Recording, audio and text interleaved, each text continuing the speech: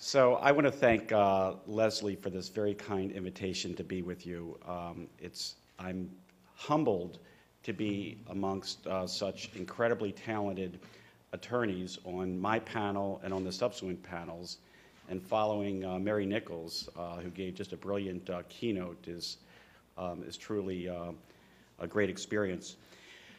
I think Leslie made a mistake in inviting me. Last night she found out that I'm the only non-attorney, and when she found out I was merely mortal, she had a response that startled me. She said, "Oh," and I know that attorneys, choose their words very carefully, and it bothered me all night. And I'm a bit sensitive, so I was trying to think of a story about the importance of words, and I came up with my brother. My brother recently moved out to San Diego, and he bought a convertible, and he put the top down one day and decided to test drive it and went on a country road, and he's going around a turn, and coming around the turn, almost running him off the road in the opposite direction, was a young woman. I think her name was Leslie. And not only was it terrible that Leslie almost ran my brother off the road, but she had the audacity to scream at him. And she screamed, "Pig." Well, my brother did what anyone in this room would have done. He yelled back. And he yelled back at Leslie, "Cow." Well, wouldn't you know it, right around the bend, my brother drove directly into a pig. And for the next 10 miles, Leslie was looking for a cow. So anyway, it's no wonder that state and local agencies are fighting mightily to retain their rights under federal climate legislation to go beyond federal minimum requirements. Much as this has already been said, but there are 900 mayors who have already signed a U.S. Conference of Mayors agreement to meet or exceed the Kyoto Protocol. There are 35 states that have adopted climate action plans. There are 20 states who have adopted greenhouse gas targets. You know all about the California Clean Cars program, where 13 states plus Washington, D.C. are ready to opt in and start enforcing the tougher greenhouse gas requirements. There are 29 states with renewable portfolio standards. There's another 5 states with goals for renewable portfolio. Mary mentioned the regional efforts that are going on in the West, in the Midwest, in the Northeast, and the list goes on. And it's obvious why these states have moved forward without federal legislation. They wanted to act, and they wanted to act quickly, and they're doing this in a variety of ways. But the issue facing us, and really the issue that Laurie has set up quite nicely, is if and when federal legislation is adopted, what role should states and localities have, and should they be able to go beyond the federal minimum requirements on some or all of the issues that Laurie has raised? And I'll just be very frank, I and my members are states' rights people.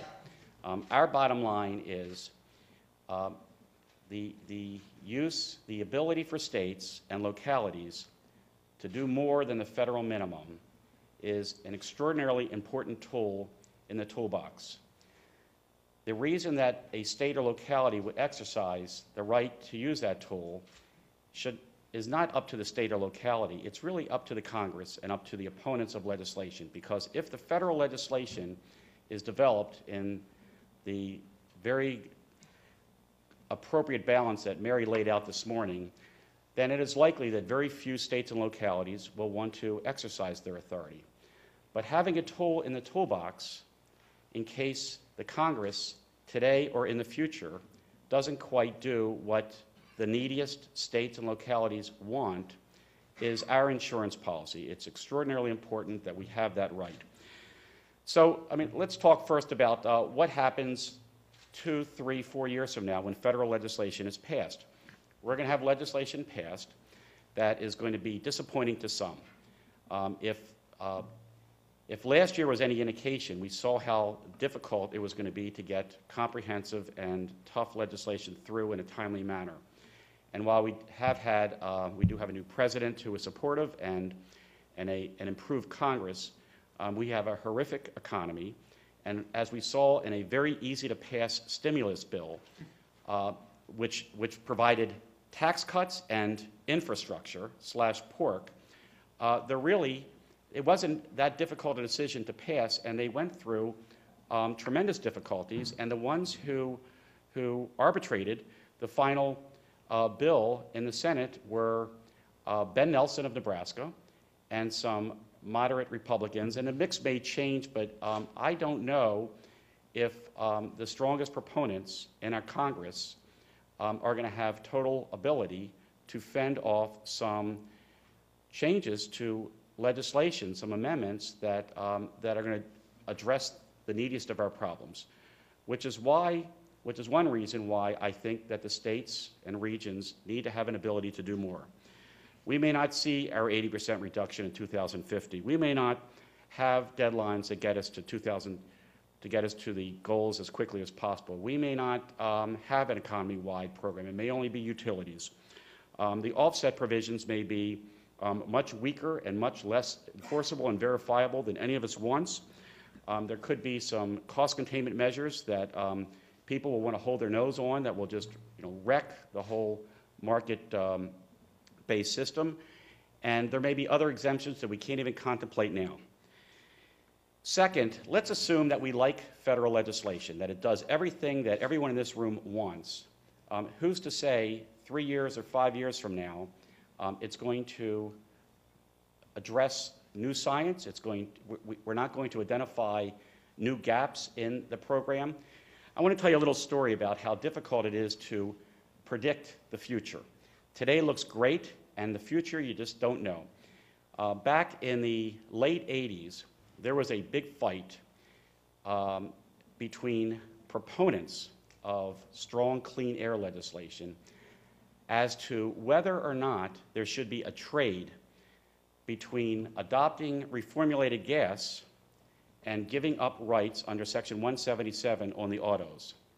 And not only did the opponents, critics of the motor vehicle program, like that trade, but some of our allies liked it because they said at the time, there are no states in 1987 that have exercised the authority to opt in California, and we have an ability to get overnight reductions from reformulated gasoline, from cleaner reformulated gasoline. Since California already has its authority, no other states are using it now, why not give it up? And it was a very unpopular fight. We were involved in it with a few other groups, and we fended it off, and we kept both. We got RFG, which is a very successful program, and we kept the authority under 177. And had we not been successful, then the 13 states plus Washington, D.C., and many other in the future may have lost the ability to regulate greenhouse gases for motor vehicles, and the whole dynamic of this debate would have changed, at least on motor vehicles. Some of the other reasons that I wanted to bring up have been reinforced by Mary and Lori. Federal legislation is significantly improved through the experimentation by states and localities, the RGGI program, the California Low Carbon Fuel Program, the Motor Vehicle Program, many other programs. If we take away some of the abilities of states and localities to experiment, to do more, and not keep this dynamic recurring, then we will never be able to use the tremendous test cases and the experiences that would have been gained from the states and localities in improving future legislation and in making sure that the law keeps up with the evolving science. Both Mary and Lori brought up the importance of collateral benefits. There will be a tremendous number of measures that are taken, not so much for greenhouse gases, that's going to be important, but to help address this daunting problem we have in trying to meet our fine particulate and ozone national ambient air quality standards. There are direct benefits to that, and states may want to go beyond the federal minimum requirements in order to achieve those extra reductions.